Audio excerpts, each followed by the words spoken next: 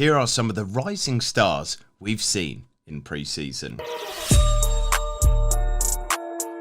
Now the reality is that pre-season is informative of how teams will probably play in style rather than substance, but some players have really caught the eye in this pre-season period, and so we do have to discuss whether we should have them in our fantasy teams. So let's start off with the Gunners' Leandro Trossard. The Belgian has looked so good in the build-up to the new season. And for those of you who watched the Community Shield, he made all the difference when he came on and scored the all-important equaliser. But this isn't down to just one performance and one goal. He's been on fire all pre-season and has been the team's top scorer in the build-up matches. Now, there is a risk that he doesn't keep his place. Just because he's played well, it doesn't mean he's a guaranteed starter. There's so many quality players in the forward line of Arsenal this season. They really are looking threatening.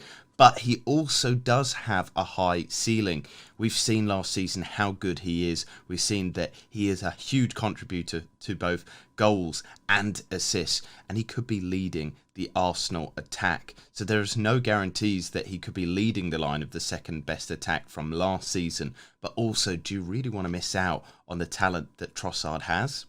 Next up is Crystal Palace's Eze, and for long-time viewers of the channel, they'll know that me and Ben are massive admirers of the Crystal Palace midfielder, but I think pre-season has really cemented his appeal even more. The stats from the warm-up games are very impressive, with 2 goals and 5 assists, showing that maybe now Eze is the new talisman of the side with Wilfried Zaha gone. He's at much of the heart of the team, taking set pieces. There's also the potential appeal of him on penalties. He's the creative heart of a fairly good midfield unit. But you also have to turn your attentions to the end of last season. In the 2022-23 campaign, he showed his true talent. He's had a jaded past with injuries that have really stop-started his progress.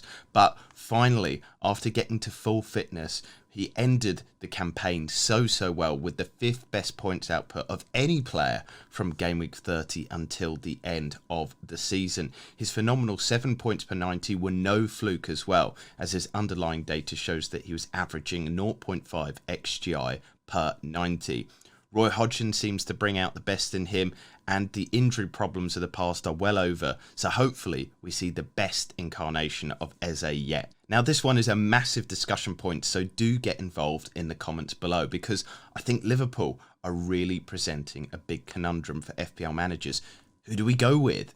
There are so many good options to choose from.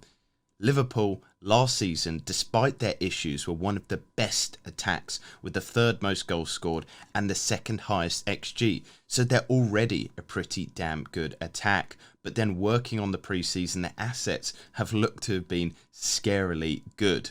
So who do we pick?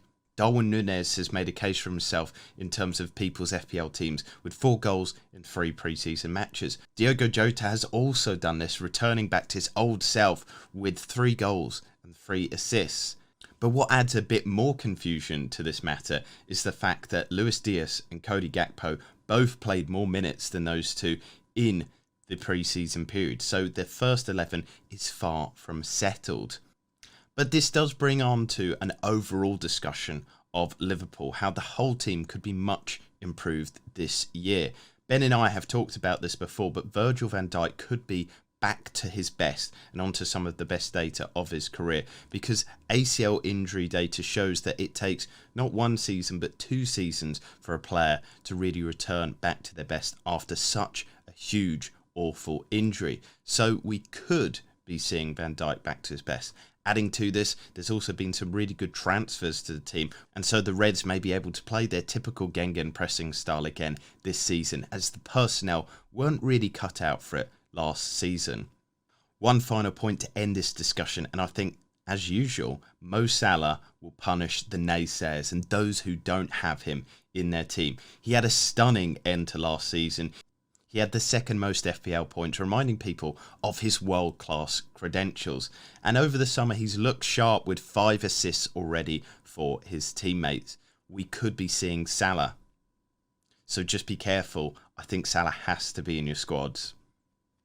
To finish up, we've got two summer signings who seem to be making big impressions on their clubs and in FPL. First of all, we're looking at a 5.5 forward that plays in the team with the third highest XG last season and the fourth highest number of goals scored. Looking at those raw data, this seems like such an easy pick, but many people are overlooking Joao Pedro, and he seems to have worked his way into a pretty good Seagulls team.